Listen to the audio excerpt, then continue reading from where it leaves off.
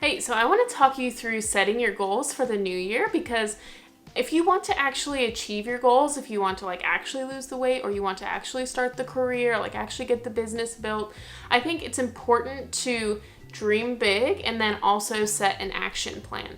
So I have what I've called the 7-layer goal that I'm going to walk you through step by step. And setting your yearly goals is step 3. And I think it's really incomplete if that's all you do. If all you do is set SMART goals or New Year's resolutions, it's really missing some vital pieces right here and right down here. So I want to walk you through how I've achieved all my goals. I use this every year, and it just makes it so easy to actually get the thing done. And this is what I want. This is what I want for everyone. So I recommend that you get out a bullet journal, write this down, because I'm going to actually walk you through how to do this with your goals. So I'm going to take you with whatever goal that you have. I'm going to walk you through how you're actually going to get it reached. And we have some areas of life also. So you might want to think about what goals you want to set. And here are some areas of life to get the ball rolling in your head. So we have financial goals, career goals, creative goals, spiritual, health, romantic, home, rest, friends, family, purchases, personal development, and adventure. So I want you to pick a category, and I think every one of these categories is so important. When I think of my dream life, my ideal self, all of these categories are very well developed in the ideal person that I want to be, in my potential self. So let's go ahead and get started. So we're not actually going to start with the yearly goal setting. That's going to be step 3, like I said. But step 1 is actually having a life vision. And I recommend sitting down and doing a visualization exercise. I have a few videos on my channel where I go through this. I also have 2 vision books that both have kind of extensive visualization exercises. So you want to connect with your ideal self and your potential self. And you think of, okay, if I'm my best self, where do I live? What type of person am I? And I would sit down and put on some music and actually, do this for a while. Put on a candle, really give yourself some time to go through this. In my vision books, I have, guided questions that would really help you do this. I've got videos, like I said, but really give yourself some time to think about who would I be and really dream big at this stage. I think people underestimate what they can do in 10 years, what they can do in a lifetime, but they overestimate what they do in a year. So they set these big goals for the year and then they don't reach them and then they feel kind of bummed. But actually in a lifetime, you can do so much. So at this stage, this is the stage to dream big. If everything went perfectly, if you knew you couldn't fail, what would you really like to do? Because your life is finite. And I think, I had a breast lump several years ago, and it really jarred me, and it just kind of changed my priorities in my life. It reminded me that my life is finite, and it's who cares what people think? Who cares? Just do whatever goals that you want to do, and to really dream big. And I think that that's what matters. So that's kind of step 1, is to sit down and do a visualization exercise. The next step is to make a 5-year plan. So if you think about all of your benchmarks, all the highlight reel of your life, of the highlight reel of your life that you want to happen, what things will happen in the next 5 years? What things do you need to start building toward? So this is where I'll pick an example that I can walk you through, and I'm just going to pick, it's kind of like a financial / home category. Let's say that by the end of my life, in an ideal world, I have 2 homes. I've got a home in the city and I've got a home that I can retreat to in the country. Okay, this is in my ideal world. Well, so if that's my ideal world, then in my 5-year plan, this is where we're going to start kind of including numbers. What outcome do I want to see in the next 5 years? Okay, well, in the next 5 years, maybe I'd like to buy a house. Okay, maybe I'll just pick numbers. That'll be easy for the purpose of this video. Let's say I want to have a $50,000 down payment, let's say. The outcome that I want to see at the end of these 5 years in relation to this area of life is $50,000 saved. Okay, so now this is really going to inform my yearly goals. Okay, one of my yearly goals then in relation to home and finances is I might chunk this down. Okay, $50,000 in 5 years, that's $10,000 this year. So that was a very intentional number that I said. I didn't just what number do I think would be a good year to save? It was very intentional. It's based on the bigger scheme of my life. I want to have the first house bought at this time, which means I need to save this much. And so it becomes a very intentional number. And I think if you set goals without being emotionally connected to your vision, which is all this part right here, especially the visualization exercise, you're not going to follow through with it. You need to be emotionally connected to it. It needs to feel dreamy.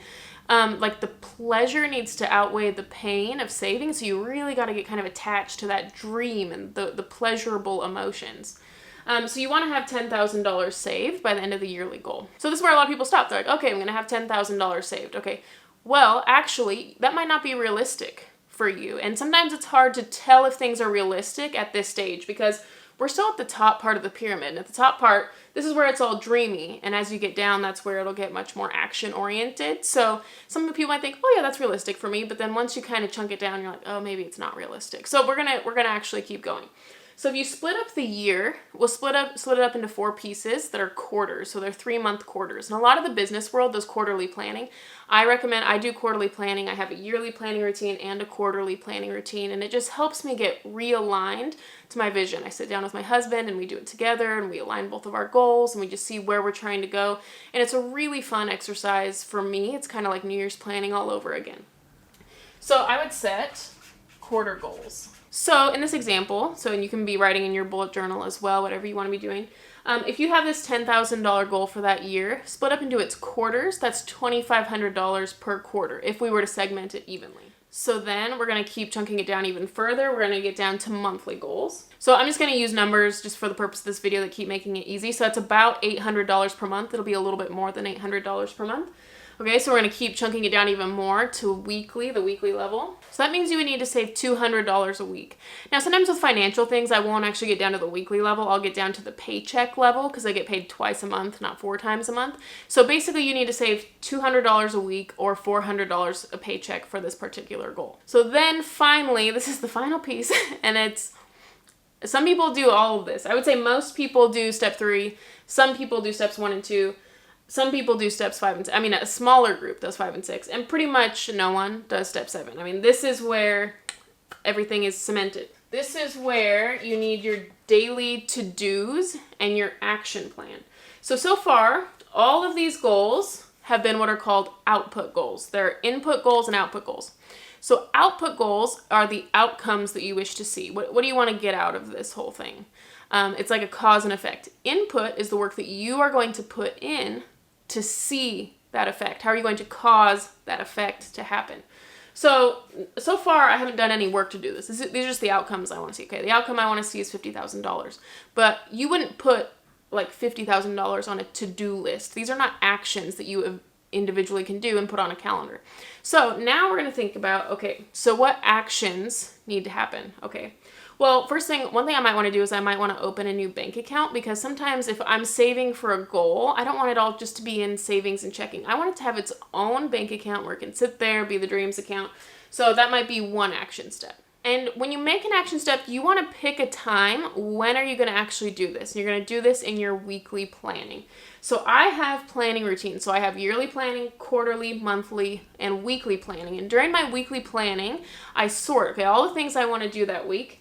I sort them into action items and I pick a time for them. I don't like just floating to-do lists. I want to actually pick, I'm going to do this here and this here and this here. So you can make a bank account. Something that you'll need to do is you'll need to budget. Every time you get a paycheck, you're going to have to actually set aside that money. So transfer that money to savings or whatever it is you're going to do.